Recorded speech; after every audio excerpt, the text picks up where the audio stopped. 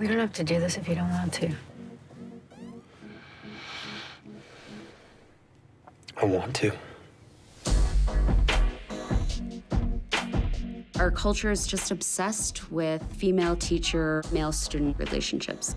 I mean, there's so many stories about this specific thing happening, and it happens so often. I liked being out in the world with you.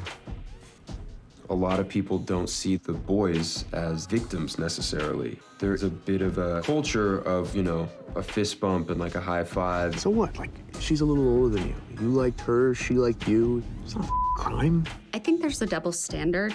If this story was flipped, if it was a show about a male teacher and a female student, you know, that teacher would automatically go to jail and it would be a no-brainer. Whereas Eric's guy friends see him as this hero. You're gonna be like a legend, like a god, dude.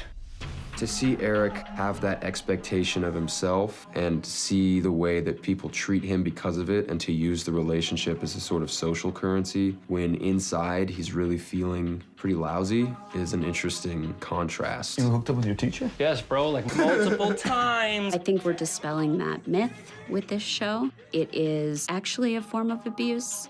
He almost sees her as the victim of his own actions. You didn't do anything wrong. She's under investigation because of me. We learned that it takes quite a long time for men to see themselves as victims. Sweetheart, what happened to you is not something that you I can didn't just go handle. through anything. Claire knows what she's choosing to do is wrong, but she gets very, very caught up in it. She kind of keeps making all of these excuses as to why it is okay. He's 18. This is not abuse. We're in like a real relationship. We love each other. God, stop. I don't want to hear He's that. over the age of consent. He's a kid.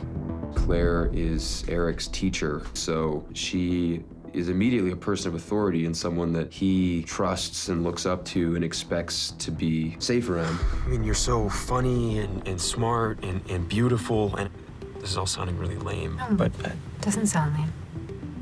I like you too. That is a real abuse of power over someone who isn't emotionally or mentally fully developed yet. We can just go. Just leave. Look, we're good together. what's great about this story is that it has scope.